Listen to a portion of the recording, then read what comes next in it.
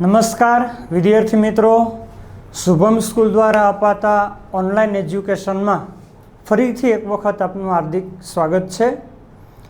चौथु chapter banking अने नाणाकीय नीतिनो आपणे अभ्यास करीए छीए, जेनी अंदर छठो प्रश्न लास्ट लेक्चरनी अंदर आपणे छेल्ला बे विडियोनी अंदर तमे जोयो छे। एमां प्रस्तावना जोई, एनी बे व्याख्याओ जोई के नाणाकीय सत्ता द्वारा लेवायेल एवा समान पगला जे नाणाना खर्च मूल्य अने जथ्थामां परिवर्तन लई आवे, जेने नाणाकीय नीति तरीके ओळखवामां आवे छे। ए नाणाकीय नीतिना परिमाणात्मक साधनो छे, जेनी आपणे शरूआत लास्ट लेक्चरनी अंदर करी हती। सौ प्रथम आपणे जोयो तो नाणाकीय नीतिना परिमाणात्मक साधनो एटले शुं, तो के अर्थतंत्र पर एक सरखी असर पहोंचाडता साधनोने परिमाणात्मक साधनो तरीके ओळखवामां आवे छे। हवे ए परिमाणात्मक साधनो आपणे 7 भणवाना छे, जेमांथी पहेલું साधन आपणे भण्या हता बैंक रेट, पछी बीजुं साधन आपणे भण्या छे रेपो रेट अने रिवर्स रेपो रेट। हवे आजे आ विडियोनी अंदर आपणे भणवाना छे 3 बीजा साधनो। एमांथी त्रीजो मुद्दो छे कपरा समयमां, एटले के अर्थतंत्रनी ज्यारे खराब परिस्थिति छे त्यारे स्थिरता लाववा माटेनी जोगवाई। चौथुं रोकड़ अनामतना प्रमाणमां फेरफार अने पांचमुं कायदा मान्य प्रवाहितानुं प्रमाण। त्यार पछी हजी 2 साधनो बाकी छे। छठो पॉइंट खुला बजाરના कार्यो अने सातमું स्टरीलाइजेशननी नीति। पण आ 2 साधनो आपणे नेक्स्ट लेक्चरनी अंदर जोशुं। अत्यारे आपणे जोई के कपरा समयमां स्थिरता लाववानी जोगवाई शुं छे। हवे एक बाबत आपणे चेप्टरनी शरूआतथी विद्यार्थी मित्रों जोता आवीए छीए के समग्र अर्थतंत्रनी अंदर ज्यारे नाणांनो पुरवठो छे ई नाणांनी मांगने अनुरूप रहे ए जरूरी छे, अने ए नाणांनो पुरवठो नाणांनी मांगने अनुरूप समग्र अर्थतंत्रनी अंदर रहे ए जवाबदारी कोनी छे, तो के भारतनी मध्यस्थ बैंक छे एटले के आरबीआई छे एनी जवाबदारी छे के जे समग्र अर्थतंत्रनी अंदर नाणांना पुरवठानुं संचालन करे छे। तो एना द्वारा ज्यारे अर्थतंत्रमां कपरो समय छे एटले के अर्थतंत्रनी नबળી परिस्थिति छे, खराब परिस्थिति छे, आपणे कही शकीए के मंदीनी परिस्थिति छे, तो आवा समयनी अंदर आरबीआई पासे एक विशिष्ट जोगवाई छे के जे जोगवाईनो उपयोग क्यारे थाय, तो के कपरा समयमां अथवा नाणाकीय कटोकटीना समयमां। बीजा प्रश्ननी अंदर एक 5मो मुद्दो वेपारी बेंकना मुख्य कार्यनी अंदर आपणे भण्या हता कॉल मनी अने कॉल मनी रेट। ज्यारे कोई एक बैंक बीजी बैंक पासेथी उछीना नाणां मेळवे छे एने कॉल मनी तरीके ओळखवामां आवे, अने एना बदलामां बीजी बैंक जे व्याज दर वसूल करे छे एने कॉल मनी रेट तरीके ओळखवामां आवे छे। पण ज्यारे नाणाकीय कटोकटीनो समय छे तो ए बेंकने बीजी बैंक पासेथी नाणां मळवाना नथी। तो एवा संजोगोमां शुं करशे, तो के वेपारी बेंको छे ए आरबीआई पासेथी बराबर ज्यारे अर्थतंत्रमां कपरा समयनी स्थिति छे अथवा तो नाणाकीय कटोकटीनी परिस्थिति छे, तो एवा संजोगोमां देशनी मध्यस्थ बैंक छे एटले के आरबीआई छे एनी पासेथी वेपारी बेंको पोतानी पासे जे जामीनगीरीओ छे, जामीनगीरीओ लास्ट लेक्चर में आपणे जोयुं हतुं रेपो रेटनी अंदर जामीनगीरीओ कोने कहेवाय, तो के बोन्ड होय एने जामीनगीरीओ कहेवाय, बराबर। तो वेपारी बेंको पासे जे जामीनगीरीओ छे ई जामीनगीरीओ आरबीआई पासे मूकी अने निर्धारित दरे, निर्धारित एटले नक्की करेला दरे वेपारी बेंको आरबीआई पासेथी धिराण ले छे, अने आ दर छे जे रेपो रेट करता ऊंचो दर होय छे। एटले मोटे भागे वेपारी बेंको आवा निर्धारित दरे आरबीआई पासेथी धिराण लेशे नहीं, पण ज्यारे क्यांय एने नाणुं नथी मळतुं एटले के अन्य कोई वेपारी बेंको पासेथी एने नाणुं नथी उपलब्ध बनी शकतुं, तो एवा नाणाकीय कटोकटीना समयमां के कपरा संजोगो छे तो एवा समयमां पोतानी पासे जे बोन्ड छे, पोतानी पासे जे जामीनगीरीओ छे ए निर्धारित दरे एटले के निश्चित नक्की करेला दरे repo rate, reverse repo rate, bank rate एमां क्यांय निर्धारित शब्द आव्यो नथी, એટલે એમાં વધઘટ થઈ શકે. રેપો રેટ છે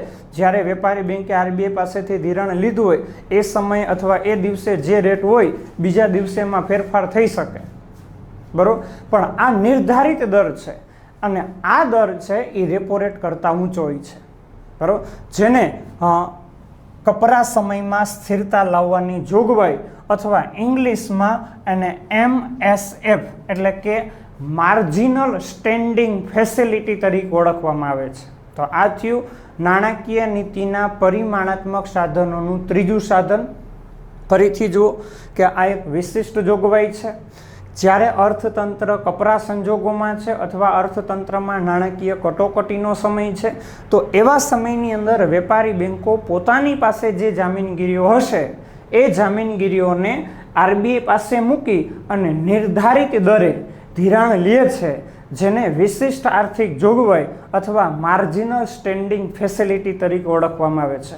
પણ એક પોઈન્ટ ત્યાં લખ્યો હશે તમે કે ભાઈ આ રેટ છે એ રેપો રેટ કરતાં ઊંચો છે, એટલે મોટે ભાગે આવા કપરા સંજોગોમાં કે નાણાકીય કટોકટીના સમયમાં જ આનો ઉપયોગ કરવામાં આવશે. ત્યાર પછી ચોથો મુદ્દો છે રોકડ અનામતના પ્રમાણમાં ફેરફાર. જે આગળ શાક સર્જનની ટૂંકનોંધ આખી આપણે ભણ્યા હતા એની અંદર રોકડ અનામત છે એ ઉદાહરણમાં આપણે જોયું હતું અને એક મુદ્દાની અંદર પણ આપણે જોયું હતું, જેને ઇંગ્લિશમાં CRR એટલે કે કેશ રિઝર્વ રેશિયો, બરાબર, ઇંગ્લિશમાં એને કેશ રિઝર્વ રેશિયા તરીકે ઓળખવામાં આવે છે. હવે એ રોકડ અનામતનું પ્રમાણ શું છે તો કે 1934ના ધારા મુજબ અગાઉ જ્યારે આપણે ચોથા પ્રશ્નની શરૂઆત કરી ત્યારે આપણે જોયું હતું કે આરબીઆઈની સ્થાપના છે એ 1934ના ધારા મુજબ થયેલી છે અને એ 1934ના ધારાની બીજી અનુસૂચિ મુજબ જેટલી બેન્કોની સ્થાપના થઈ છે એ બધી શિડ્યુલ્ડ બેન્કો તરીકે ઓળખાય છે. તો એ 1934ના બેન્કિંગ ક્ષેત્રના એક્ટ મુજબ દરેક વેપારી બેન્કોએ પોતાની પાસે રહેલી પ્રાથમિક થાપણો એટલે શું તો કે બેન્કો પાસે શરૂઆતમાં પ્રારંભિક જે બચતો પ્રજાએ જમા કરાવેલી છે એ બચતોને પ્રાથમિક થાપણો તરીકે ઓળખવામાં આવે છે. તો એ પ્રાથમિક થાપણ છે એમાંથી પૂરેપૂરી રકમનું વેપારી બેન્કો ધિરાણ કરી શકતી નથી. તો અમુક ટકા રકમ પોતાની પાસે રાખે છે, જે રકમને કહેવાય રોકડ અનામતનું પ્રમાણ. ફરીથી જુઓ કે 1934ના ધારા મુજબ દરેક વેપારી બેન્કો પાસે રહેલી પ્રાથમિક થાપણો, પ્રારંભિક બચતો જે પ્રજાએ બેંકમાં જમા કરાવેલી છે તો એ શરૂઆતની જે બચતો બેંકમાં જમા થઈ એને પ્રાથમિક થાપણો તરીકે ઓળખવામાં આવે છે. હવે એ થાપણો બેંક પાસે જેટલી હશે એમાંથી અમુક ટકા રકમ છે એ બેંક પોતાની પાસે રાખશે, જે રકમને કહેવાય રોકડ અનામતનું પ્રમાણ. હવે એ રોકડ અનામતનું પ્રમાણ છે એ શરૂઆતના વર્ષો એટલે ક્યાં તો કે 1951થી ભારતે વિકાસની શરૂઆત કરી તો આઝાદીનો શરૂઆતનો જે સમયગાળો હતો એ શરૂઆતના વર્ષોની અંદર ચાલુ ખાતાની જેટલી થાપણો વેપારી બેન્કો પાસે છે એમાંથી 5% રોકડ અનામત રાખવી. ચાલુ ખાતું થાપણોના પ્રકાર આપણે ભણ્યા છીએ. આગળ બીજા પ્રશ્નની અંદર થાપણોના મુખ્ય પ્રકાર કેટલા હતા તો કે 3: ચાલુ ખાતાની બચત અને મુદ્દતી. તો એમાં ચાલુ ખાતાની બેન્કો પાસે જેટલી થાપણો છે એમાંથી 5% જેટલી રકમ છે એ રોકડ અનામત તરીકે બેન્કે પોતાની પાસે રાખવાની છે. એ રકમનું બેન્કે ધિરાણ કરવાનું નથી.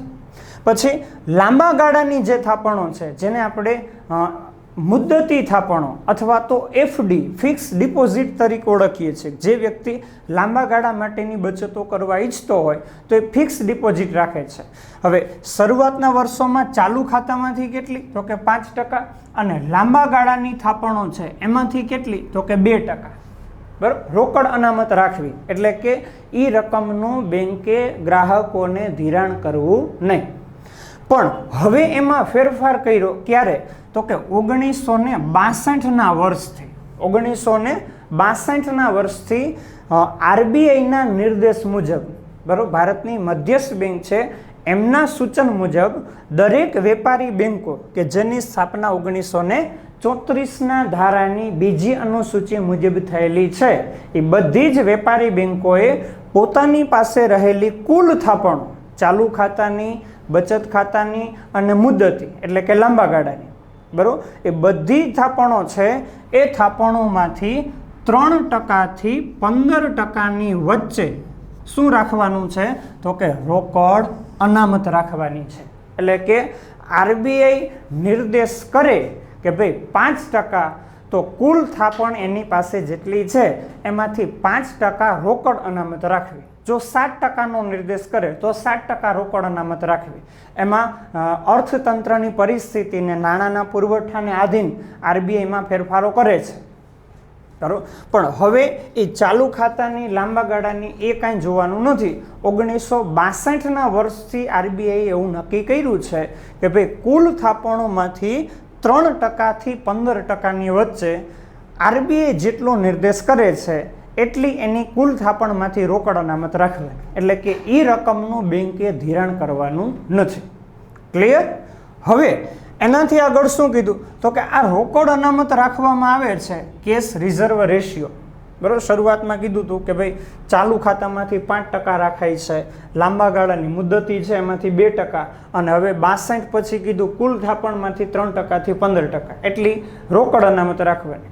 શા માટે? એનો ઉદ્દેશ શું છે? એનો હેતુ શું છે?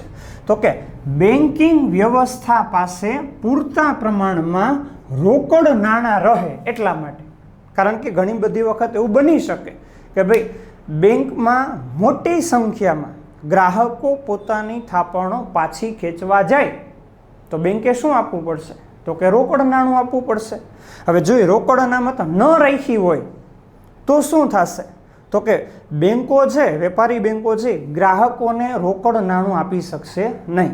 કારણ કે એ રકમનું બેંકે શું કરી દીધું? ધિરાણ. એટલા માટે દરેક વેપારી બેંકોએ પોતાની કુલ થાપણોમાંથી 3% થી 15%ની વચ્ચે આરબીઆઈ જેટલો નિર્દેશ કરેલો હોય એ મુજબ એને રોકડ અનામત રાખવી. શા માટે? તો કે બેન્કિંગ વ્યવસ્થા પાસે એટલે કે દરેક બેંકો પાસે પૂરતા પ્રમાણમાં રોકડ નાણું રહે, જેથી કરી અને ગ્રાહકો પોતાનું નાણું પાછું માગે ત્યારે એને પૂરતા પ્રમાણમાં રોકડ નાણું આપી શકે. આ હેતુથી આરબીઆઈના નિર્દેશથી દરેક વેપારી બેંકોએ 3% થી 15%ની વચ્ચે કુલ થાપણોમાંથી રોકડ અનામત રાખવી. ક્લિયર? નેક્સ્ટ, ત્યાર પછી શું કીધું? તો કે CRR કેશ રિઝર્વ રેશિયો છે, રોકડ અનામતનું પ્રમાણ છે, એનો ઉપયોગ શું છે? બરાબર. તો જેમ આગળ repo rate, reverse repo rate, bank rate એ બધામાં આપણે જોયું કે ફુગાવો છે એનું નિયમન થઈ શકે, મંદીની પરિસ્થિતિમાંથી અર્થતંત્રને બહાર કાઢી શકાય. તો એમાં રોકડ અનામતનું પ્રમાણ છે, CRR છે, એ પણ આપણને ઉપયોગી બને છે. કેવી રીતે? જુઓ, ધારો કે અર્થતંત્રમાં ફુગાવાની સ્થિતિ છે તો ત્યારે આરબીઆઈ શું કરશે? તો કે રોકડ અનામતના દરમાં વધારો કરશે. શું કરશે? રોકડ અનામતના દરમાં વધારો કરશે.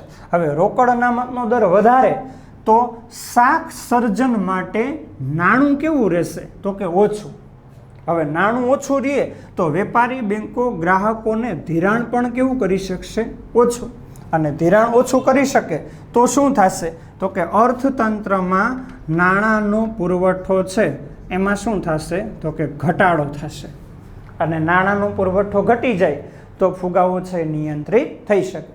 ધારો કે બીજા પ્રશ્નની અંદર એક ઉદાહરણ આપણે જોયું હતું કે ભાઈ 1000 રૂપિયા પ્રાથમિક થાપણ છે અને ત્યાર પછી રોકડ અનામતનો દર છે, એ રોકડ અનામતનો દર કાયદેસર રીતે 20% છે. કાલ્પનિક ઉદાહરણ છે, બરાબર. તો 1000માંથી 200 રૂપિયા બેંકે પોતાની પાસે રાખવા પડે તો શું થાય? તો કે 800 રૂપિયાનું ધિરાણ બેંક કરી શકે. હવે અહીંયા કીધું જો ફુગાવાની સ્થિતિ છે તો રોકડ અનામતના દરમાં શું કરશે? તો કે વધારો. એટલે રોકડ અનામતનો દર વધે. ધારો કે આ 20% છે એની જગ્યાએ 30% કરવામાં આવશે તો બેંકે પોતાની પાસે કેટલા રાખવા પડશે? 300 રૂપિયા. અને ધિરાણ કેટલી રકમનું થશે? 700. તો અહીંયા કીધું કે હવે ફુગાવો હોય ત્યારે રોકડ અનામતનો દર વધે એટલે શાક સર્જન માટે જે નવી થાપણો એને ઊભી કરવી છે એના માટે નાણું ઓછું રહેશે, કારણ કે અનામત થાપણો વધી જશે. બરાબર. એટલે ધિરાણ કેવું થયું તો કે ઓછું. પહેલાં 800 રૂપિયાનું થયું હતું, હવે કેટલાનું થયું તો કે 700 રૂપિયાનું. તો શું થયું તો કે નાણાંનો પુરવઠો છે એમાં ઘટાડો થયો. હવે નાણાંનો પુરવઠો ઘટે અને સામે વસ્તુ સેવાના ઉત્પાદનો છે એ ધીમે ધીમે વધતા જશે તો કિંમતો છે એ નિયમન થઈ શકશે. કિંમતો વસ્તુ સેવાની છે એ નિયંત્રિત થઈ શકશે તો ફુગાવાની સ્થિતિને નિયંત્રણમાં લાવી શકાય. એટલે જ્યારે ફુગાવો હોય ત્યારે રોકડ અનામતનો દર છે એમાં વધારો કરવામાં આવે. અને એનાથી વિરુદ્ધ જો મંદીની પરિસ્થિતિ છે તો રોકડ અનામતનું પ્રમાણ કેવું રાખશે તો કે ઓછું. હવે રોકડ અનામતનું પ્રમાણ ઓછું રાખે તો શું થાય તો કે શાક સર્જન માટે નાણું કેવું રહેશે તો કે વધુ નાણું રહેશે. અને વધુ નાણું રહે એટલે ધિરાણ કેવું થશે તો કે ધિરાણ વધુ થશે. અને ધિરાણ વધુ થાય તો શું થાય તો કે નાણાંનો પુરવઠો છે એમાં વધારો થશે. જુઓ દાખલા તરીકે અહીંયા આપણે કીધું કે ભાઈ 20% રોકડ અનામતનો દર છે એની જગ્યાએ આરબીઆઈ ઘટાડીને 10% કરે તો વેપારી બેંકે પોતાની પાસે કેટલા રાખવાના 100. એટલે ધિરાણ કેટલી રકમનું થયું તો કે 900 રૂપિયાનું. બરાબર. તો અહીંયા રોકડ અનામતનું પ્રમાણ 10% કર્યું તો વેપારી બેંકે પોતાની પાસે ઓછી રકમ રાખવી પડી અને ધિરાણ કેવું થયું વધુ. શાક સર્જન માટે એટલે કે એને નવી થાપણો ઊભી કરવા માટે એની પાસે વધારે નાણું રહ્યું છે તો નવી થાપણો વધારે ઊભી થશે તો એનો અર્થ એવો કે ધિરાણ એણે વધારે આપ્યું તો શું થયું તો કે નાણાંનો પુરવઠો વધ્યો. અને નાણાંનો પુરવઠો મંદીની પરિસ્થિતિમાં વધે તો એ સારી બાબત ગણાશે. કારણ કે નાણાંનો પુરવઠો વધશે તો ગ્રાહકોને વધારે ધિરાણ મળશે. વધારે રકમનું ધિરાણ મળે તો મૂડીરોકાણ વધશે. મૂડીરોકાણ યંત્રો, સાધનો, શ્રમિકો, કાચો માલ આ બધી બાબતો પાછળ એટલે ઉત્પાદનમાં વધારો થાય, રોજગારીનું પ્રમાણ વધે. બરાબર. તો આમ ફુગાવો કે મંદીની પરિસ્થિતિને નિયંત્રિત કરવી છે તો એના માટે પણ રોકડ અનામતનું પ્રમાણ છે એમાં ફેરફાર કરી અને રોકડ અનામતનો ઉપયોગ કરવામાં આવે છે. ક્લિયર? ત્યાર પછી 5મો મુદ્દો છે કાયદા માન્ય પ્રવાહિતાનું પ્રમાણ. બરાબર. જેને SLR સ્ટેચ્યુટરી લિક્વિડિટી રેશિયો, બરાબર, સ્ટેચ્યુટરી લિક્વિડિટી રેશિયો તરીકે એને ઓળખવામાં આવે છે, કાયદા માન્ય પ્રવાહિતાના પ્રમાણને. હવે એ શું છે તો કે જુઓ બેન્કિંગ રેગ્યુલેશન એક્ટ. હવે બેન્કિંગ રેગ્યુલેશન એક્ટ એક તો અહીંયા આપણે જોયું 1934નો કાયદો હતો. ત્યાર પછી બીજા પ્રશ્નની અંદર એક આપણે 1949ના બેન્કિંગ ધારાની વેપારી બેંકની વ્યાખ્યા પણ આપણે ભણ્યા હતા. તો એનો અર્થ એવો કે બીજો કાયદો ક્યારે રચાણો તો કે 1949ના વર્ષની અંદર. તો 1949ના બેન્કિંગ રેગ્યુલેશન એક્ટ મુજબ દરેક વેપારી બેંકો છે એને એક શું રાખવાનું છે તો કે CRR એટલે શું તો કે કેશ રિઝર્વ રેશિયો, રોકડ અનામતનું પ્રમાણ. એટલે દરેક વેપારી બેંકોએ પોતાની પાસે રહેલી જે થાપણો છે એમાંથી રોકડ અનામતનું પ્રમાણ રાખવાનું પ્લસ 25% જેટલું નાણું છે એ નકદ, સોનું અને સરકારી જામીનગીરીઓ સ્વરૂપે રાખવાનું છે. ફરીથી બેન્કિંગ રેગ્યુલેશન એક્ટ મુજબ દરેક વેપારી બેંકોએ પોતાની પાસે રહેલી કુલ થાપણોમાંથી સૌથી પહેલાં શું રાખવાનું કેશ રિઝર્વ રેશિયો, રોકડ અનામતનું પ્રમાણ. આરબીઆઈ જેટલું કીધું હોય 4%, 5%, 7%, એમાં સમય સંજોગો અવસાદ આરબીઆઈમાં ફેરફાર કરે છે. બરાબર. તો સૌથી પહેલાં રોકડ અનામતનું પ્રમાણ રાખવાનું. શા માટે રાખવું પડે છે ઉદ્દેશમાં આપણે જોયું હતું કે ભાઈ બેન્કિંગ વ્યવસ્થા પાસે પૂરતા પ્રમાણમાં રોકડ નાણાં રહે જેથી ગ્રાહકો બેંકો પાસે રોકડ નાણું માંગવા જાય તો બેંકો એને પૂરતા પ્રમાણમાં રોકડ નાણું આપી શકે. એટલે એક રોકડ અનામતનું પ્રમાણ CRR રાખવાનું પ્લસ 25% જેટલી થાપણો છે બરાબર એ શેમાં રાખવાની તો કે નકદ. નકદ એટલે શું થાય તો કે રોકડ થાય. પછી સોનું અને સરકારી જામીનગીરીઓ. બરાબર. સરકારી જામીનગીરીઓ એટલે શું તો કે બોન્ડ. જ્યારે પ્રજા પાસેથી સરકારને નાણાં વસૂલ કરવા છે તો સરકાર બોન્ડ બહાર પાડે છે અને એ બોન્ડ નિશ્ચિત દિવસો માટેના હોય કે આટલા દિવસો પ્રજાનું નાણું સરકારે લે છે એટલા દિવસો પછી એ નાણું વ્યાજ સહિત પરત આપવામાં આવશે જેને સરળ શબ્દોમાં સરકારી જામીનગીરીઓ અથવા તો બોન્ડ તરીકે ઓળખવામાં આવે છે. એટલે દરેક વેપારી બેંકોએ પોતાની પાસે રહેલી કુલ થાપણોમાંથી રોકડ અનામતનું પ્રમાણ રાખવાનું પ્લસ 25% જેટલું નાણું છે એ નકદ એટલે કે રોકડ સ્વરૂપે, સોના સ્વરૂપે અને સરકારી જામીનગીરીઓ સ્વરૂપે રાખવાનું છે, બરાબર, જેને કહેવાય કાયદા માન્ય પ્રવાહિતાનું પ્રમાણ.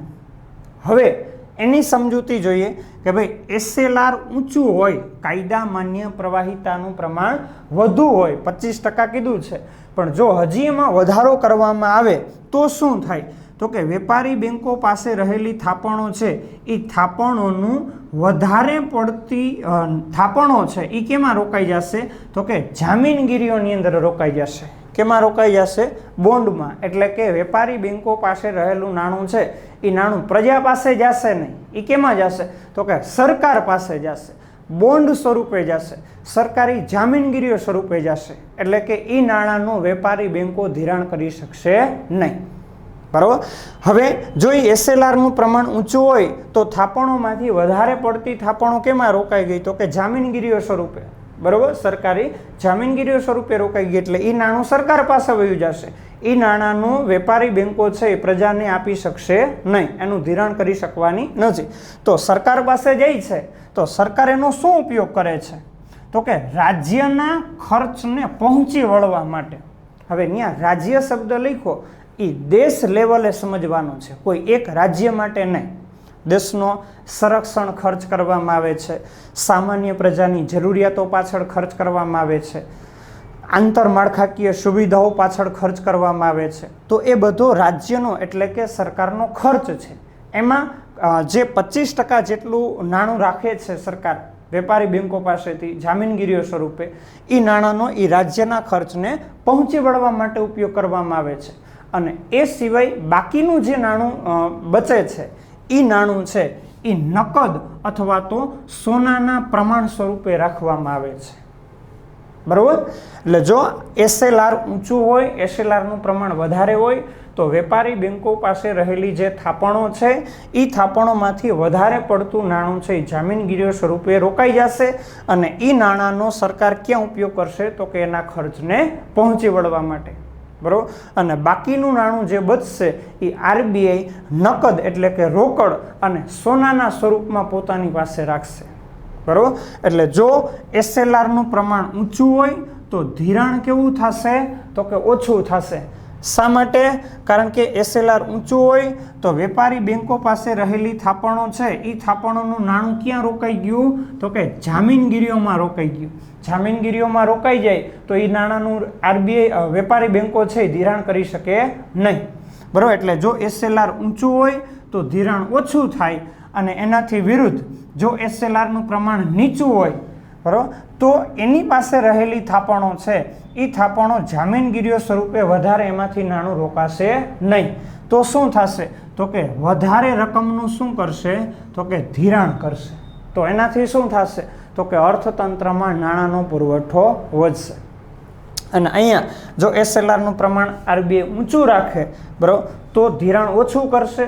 તો શું થશે? તો કે નાણાંનો પુરવઠો ઘટશે. તો એનો અર્થ એવો કે જો અર્થતંત્રમાં ફુગાવા જેવી સ્થિતિ હોય તો SLR કેવું રાખશે? ઊંચું. કારણ કે ફુગાવામાં સતત ભાવ વધતા જાય તો એને ઘટાડવા જરૂરી બને. એટલે શું કરે? તો કે SLR ઊંચું રાખે. એટલે વેપારી બેંકો પાસે રહેલી થાપણોમાંથી વધારે નાણું કેમાં રોકાઈ જાય? જામીનગીરીઓમાં.